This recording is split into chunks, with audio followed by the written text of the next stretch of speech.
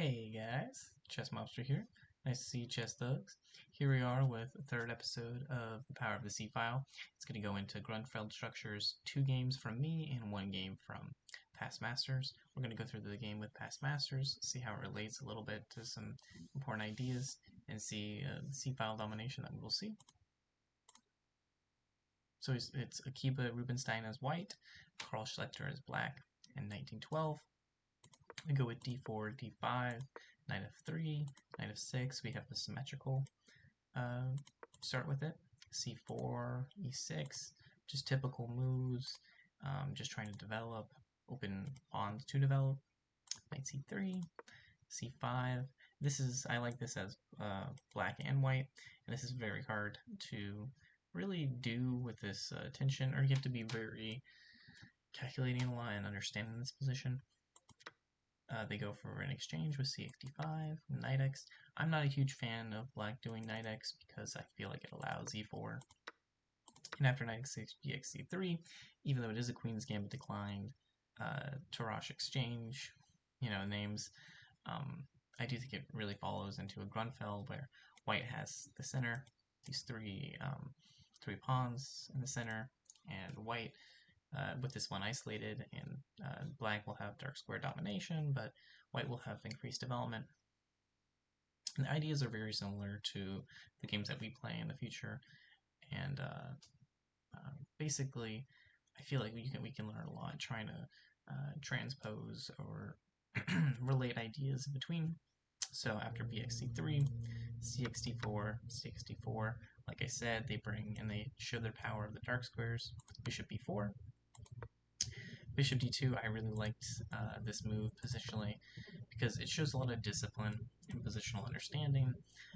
The white side is more developed, and they want to have more open lines to trade off. You see this B and C file, and if they get all their pieces in, then black's going to be hard to develop. So queen a5, rook b1, saying this pawn, of course, can't be taken because bishop take. So they take, queen x, king x. And I love this idea instead of doing knight x. There's no reason to do knight x, bishop somewhere, and castle, because you want to get your king closer to the center,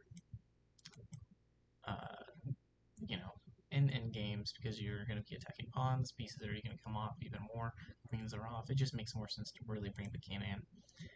And how I like to call it is like a middle game, end game limbo that certain positions get into, which is as one.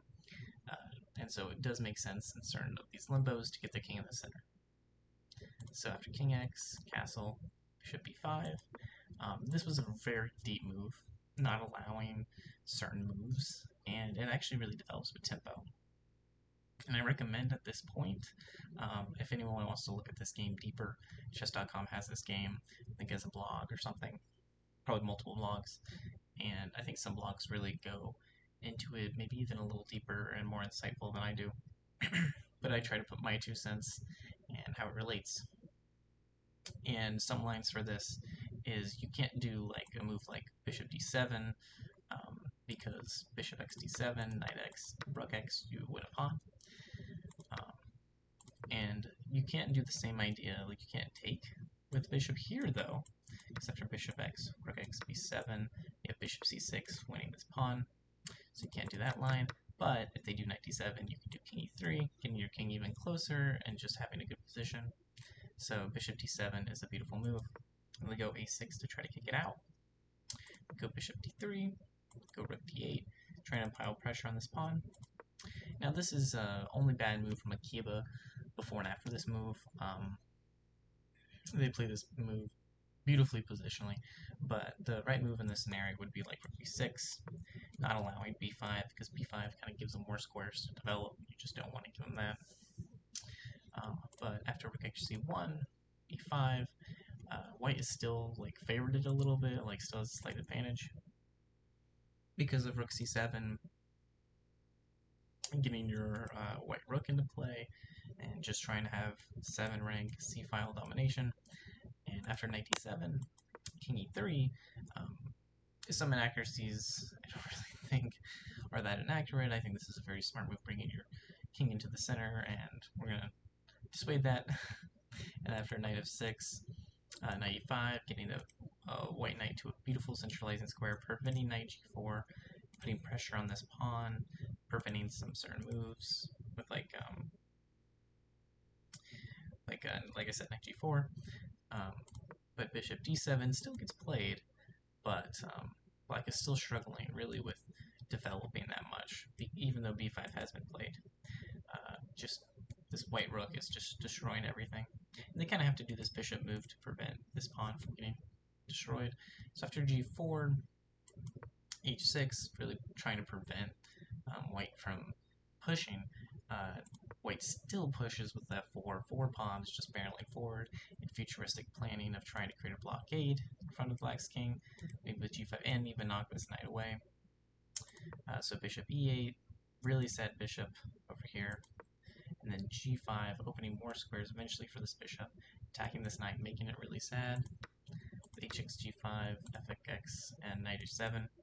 If you guys are wondering, like, let's say he goes knight, I'm pretty sure the line is, yeah, you go knight c6, and you can't go rook here, because check, and you can't go rook here, so you win the rook. I just seen it people want to see, get check, and you win it.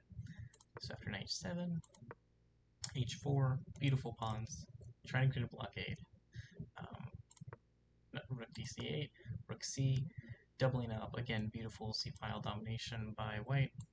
Rook xc7, rook xc7, rook d8, rook a7, f6, gx f6, gx f6, and knight here, really piling pressure on this and this. First to get this knight away though, and it's a beautiful reroute of the knight to a better square that are there because the pawn breaks. And after knight bishop h5, knight h6, bishop e2, I thought this was very hard for me to see at first, because I'm like, okay, but if they do like bishop x, like what am I doing? Well, the move is, if they do bishop x e2, you don't actually take back. You do knight e2, winning the rook. So, beautiful move. And then if bishop g6, you can go bishop g4, put even more pressure on this pawn, and also hurting this pawn. So, after bishop e8, white just cashes in with rook take a6, king g7, knight g4, f5, rook here. And this is even a beautiful move because if you realize they can't actually bring their king to g6, which is like something you would probably think, bring your king to the center. But actually they have knight e5, they have to go here because if they go here, they lose the knight. And then they do bishop x b5. Again, a beautiful idea, basically saying if you take the bishop, you do knight f7, winning the rook again. So king goes back to here, saying, okay, I don't want that idea, don't want to lose my rook. But they still go knight e5, fx, and they still go bishop x. A brilliant move. Amazing tactical idea. It's similar from the aforementioned line that if they take, you go knight f7, winning the rook. So they go knight f6, not allowing it, and they just trade off. Beautiful trade-off, understanding how good this position is as white. Let's go king f4, king g8. This was a hard to find moves, but it's pretty much crushing for white. You could maybe hold on slightly more with rook g8 and a4, but white's going to just probably try to get this promotion while black is just struggling this entire game to promote, or to develop. After king g5, though, after king g8, they go rook f8, and they go king g6. Beautiful crushing move. Black resigned here, and rightfully so. It's Zug's wing, where any move would just worsen the position. A good move, a good term to know. And let's just look at some lines where any move is pretty much bad. Let's say they go knight e8, you go knight here, not saying they can't take because the rook would take. And what happens is after e5, really no move to go, they would go knight x6, king h8, and then checkmate. And if they did rook x, you do rook x, since it's just a great position for white. Let's say king g6, rook b8. You just take the knight. If they go if you go king g6, e3, saying, okay, I'm just going to promote as black. You go rook g7 here, and then knight. Basically saying, okay, this is mate unless you take my knight, you have to take. And you think this promotes in time, but it actually doesn't, because you're doing rook f6, threatening mate, and so they have to go back, and then you take e6 to win this pawn. So great moves by white here, just completely dominating this game. And now let's go to some of my games. We're gonna go one game, both games I'm Grunfeld, one game where I do really good against my opponent, and then one game I get completely crushed, both mirroring Grunfeld type structures with c-file domination.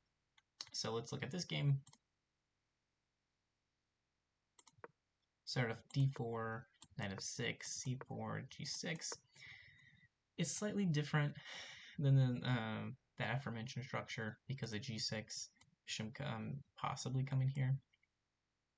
But after d5, c6, d5, knight x d5, we kind of see similar type ideas or similar type structure. And after e4, knight x d3, it's very similar with these three pawns here. With one pawn in the center, and we're going to get dark square domination just on a turn, like diagonal. After bishop g7, knight f3, c5, hurting this central square. Go bishop e3. This Grunfeld structure is significantly different from the structure we saw. Like, I don't want people to think they're the same, though it shares some nuances, which I thought was very crucial. The three pawn structures in the center with the left-sided isolated pawn, and the pressure on the dark squares, and eventual c-file domination. And there is one mistake that I made, that Akiba made, which was after bishop e2, knight c6, I did rook c1, which was also their mistake in their game, but pretty much they played perfectly. And it's a usual mistake I make in these type of games. I need to realize that castling is okay. So like, let's say we went castling to go cx d4, cx d4, bishop g4, which is what I was not wanting. I have this really cool idea of d5. And even though it looks like I lose the exchange, what actually happens is they have to move their knight because it's currently hanging, and then I go bishop h6, threatening mate. And the only way they can prevent mate is go f6, and I win the exchange back. And this is very equal. If anything, I have a slight advantage. And this would be a better line than rook c1. But after cx d4, cx d4, it's still an okay position, just very equal. They find the beautiful move queen a5, exploiting the dark squares. And I have to do queen d2, and then they do queen x d2. And there's actually, I can do multiple lines here if we look at the lines. Like, I can do king x or bishop x or knight x, but I really preferred, I now see that it was similar, because I looked at the Akiba game, I think, after, and it was similar to that and how Rubinstein played with activating their king. It would hurt a little bit more if after this they went rook d8. Basically, I would have to sack this pawn with like bishop c4, knight x, bishop, rook x, king 3. I'd get into that central square that Akiba got into, be down a pawn, but it would be kind of worth probably dead equal. And because even though I'm down a pawn, I have increased development. It would have to go like e5, hd1. It would continue off. But instead of rook d8, they actually play e5. A bad move in this position, and it's not really synonymous with how you should play it because rook d is just more powerful. It kind of allows d5, which is what I want, because I want to get the knight away. But actually, interesting is instead of knight e7, they just have so many more moves here. They actually could go like knight a5, they could go knight e8, they could also go rook d8, because I can't take because my king is pinned. So they have multiple moves. But I do exploit it after they do probably the worst move in the position is after rook c7, because I have c-file pressure, dominating move, trapping the knight. And let's go over some lines where you really can't save the knight. Rook 8 is what they played in the game, but let's look at bishop f6, because this really is the only other move that really tries to hold the knight. You really go bishop g5, and if they take, and they go like f6, trying to say, okay, we trade knights, you actually go d6, saying, okay, you take my knight, but I check you. There's really no way to block, so you have to go king h8, and you go dx, saying, okay, now I go for this knight, gonna promote. If you go here, traps the rook.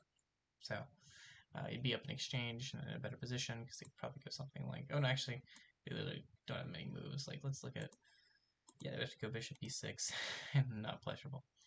And if they try king g7, which is very cool, you can go rook x, and then you'd have 2 pieces for a rook, which is usually better, and you probably would even win this pawn in the near future. If they go bishop x, knight x, and they go king f6, I thought this was very confusing how to play. It's actually kind of, you have to just look very deep into this. You can actually do knight take, saying, okay, if you go back to g7, I just take the rook, and I'm happy, of course. But if you take my rook, I'm currently down a rook. I'm not actually going to win the rook back. I'm going to check. And the idea is you have to really take and just let me take the rook back, and I'd just be up. But if you go king e8, try to defend the rook, I go bishop here, and again, you can't actually go bishop here because this check would win it just cleanly. So really tough position to play. They go rook e8, only way they can really see that defends, but I go bishop e5, this winning a piece, attacking the defender of the knight, going for just trying to really win a piece. Yeah, they go f5, a desperate move. There's not really many moves you can really do here. Like, you really have to sack the piece and still just be down. But after f5, you kind of just allow me to take the rook. And even though you get to tempo my knight, I can really just take this knight and even let you take my knight, because I have this check. And king f8, I have bishop c5, threatening some nasty checks. This wouldn't do anything. If we actually want to see, let's say we go there, right? I think we have some cool thing like, yeah, rook c, no, rook c7, because this is still protecting, and this is a beautiful check. So after b6, I go bishop. I want to continue having this beautiful check along this diagonal. So they do bishop h6, trying to get me away. I go king c3. Bishop f5, I go rook x a6. This is a little questionable technique, and really get going for a rook c7 is actually a mate in 8. If we want to see after rook c7, some very hard moves to find, but you would have to do bishop e6, having this check like this, here, check, here, check, you win the bishop, king e8, check, king d8, d6, protecting, and there's really no way to stop g5. After any move, just bishop g5. Cool mate. But after rook x a6, king there, check, over, just take, and this is completely winning. And after bishop d7, rook a7, trying to pin to win, king e7, rook b1. They resign here, and it makes sense. It's material-wise crushing, and mate in like 10, if I played beautifully, or like best played. Now we will go into a Grunfeld I played recently in a tournament where my opponent crushed me as black. I don't think rating per se matters that much, but at that game I was going against around 1600. I think I was probably like a 1700 at the time, so we were around the same rating at the time. This time I think I'm around 1700. I've gotten to 1800 before, but I'm in a 1700 going against, I think they have been a 2100, and they're currently like a 2000. I think they were 21 pre-event and then 2000 post. But this game I think was my most getting crushed game in this tournament. And let's go over it. So we go d4, knight f6, c4, g6, very similar to the aforementioned game. Knight f3, bishop g7, knight c3, d5, cx d5, knight d5, e4, knight c3. Very similar structure again. c5, bishop e2, knight c6. Now, I do a slightly different move. I honestly prefer bishop e3 now that I actually look at it. I think it more fits my style more, honestly. And even both moves are kind of equalizing. But after e5, it does feel like after here, castle, bishop g4, bishop e3, we get into a position that's like very, like we're very doing similar things, and eventually if they get this pawn up, they're going to have a passer while they can just lock this center. So it does become a little bit tough for me in the future, knowing my middle game's ideas, but I try my best, and it is equal here. If we continue, they go rook fd8, I go rook fd1, and they go rook ac8. Pretty much both of us have developed all our pieces beautifully, and they capture the semi-open c-file first. And after h3, bishop e6, knight g5, I really wanted this bishop. I go bishop g4, e6. I kind of like that I provoked e6, trying to make this whole my knight eventually. I go bishop e2. Now looking later, I kind of realize that bishop f3 makes more sense because this knight sometimes has a bad future that we may see. And bishop e2, I think it makes more sense to go bishop f3, kind of forcing a trade. Because if they take, you know, we obviously just take with the knight. And let's say they don't take, I don't know what, let's say they go knight e7. We don't have to take, but at least we get our bishop here. We can even go knight e4. And it lets my knight kind of come out, and my bishop at a better square than e2. And this bishop becomes a monster. So now I realize bishop f3 would probably have been better in this idea. But after knight e7, g4, kind of preventing knight f5. They could go f5, but we take f lines. They go rook c7, beautifully trying to double up. Get the double up. I go queen b2. They go queen a4. This queen a4 is a great tempo of a move, and it opens up a trap for me that I go in blindly, where if I do a3, which I do a3 because I don't know how to defend this pawn, but what I'm actually supposed to do here, I think, is bishop e5, or probably even trade on the c-file, I think. See ideas. Oh no, I still have to go bishop f3, which is still the central idea in these types of scenarios. But after a3, I fall into a move. They didn't play it, but they should have played h6. This really makes my knight not happy, because what happens is after knight f3, they really can go rook c2, have beautiful domination on the c-file, and I can't really do much. Like if I try to trade, they have the same trapping of my queen, and I would still have to do the same idea, which is queen b4, queen x, ax, and they would win this bishop. So they would win a piece if they found h6. Thankfully, they didn't find h6.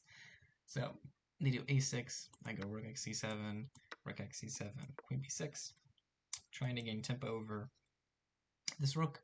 And after queen c6, I think I was scared of going into an endgame because I have the c-file. But I should, and I really should just play, like I should go queen x, rook x, bishop f3, bishop x, and at least I get my knight back in. And rook c3 isn't as scary as I thought it would be, because I can just go rook c1. And after rook x, they're up a pawn. I go this beautiful move I could not see was d5. And the idea is, if knight x d5, it's actually mate in 5, because check here is a mate. And if they go rook x d5, ex d5, I go knight x, or I go rook c7. I'm gonna win at least one pawn back, because they pretty much have to, like, I'm pretty sure they have to give away this pawn, like they have to protect it with like bishop f8, and then I go like rook take, and this would have been a way better position, I think, than what happens later. Because what happens is after queen a5, I fall into the same trap. I again let this nice move hit for him, go away from my misplaced knight g5 knight, and it makes more sense why bishop f3 is the preferred move after queen x. So queen a5, h6, knight x e6. There was, and it's a little bad judgment from me, is why I should go into this endgame, because I really thought that this h6 move also didn't work, because after queen a5, h6, I thought I had knight x d6. And you're saying, okay, but you're sacking the knight. Well, after I sacked this knight, I thought I had rook c1, countering this beautiful c-file from him. But actually, they go do an amazing sack, and not what I thought was going to be strong for them, but they understand positionally more that their strong rook and bishop just come more alive. And I struggle with having to defend this bishop. I have to go queen e1, they go knight c6. I again fall for an amazing trap by my opponent, thinking I possibly trapped their rook. But in reality, they go knight xd4, saying, you can't take my rook, because if I take, they go knight f3, winning my queen. So beautiful move. I do a desperate move, bishop e4, but pretty much losing after I did rook c1 and allowed h6. But after bishop e4, bishop x5, king g1, they finish me in style. They go rook c1, saying, like if I take, they can just check, and I have to go like up somehow, just any move. They win my queen, and there's pretty much no other move here to do. So this would be unfortunate. So I resign here, rightfully so. Those were one continuation, really the only continuation, because this is pinning. Amazing game from my opponent, Grunfeld Masterclass, and the whole game they dominated the c-file, truly. And I hope I did my game, I think I dominated slightly, and with the c-file. And then Akiba really, I think, was just amazing with activating their king. And I think it's a beautiful game that everyone can learn from, and I certainly learned from it. Matching to my games, understanding my mistakes, trying to learn from them. And ChessSucks, thank you for continuing watching. And this has been another episode of The Power of the C-File. Sincerely appreciate you guys. ChessMobster out.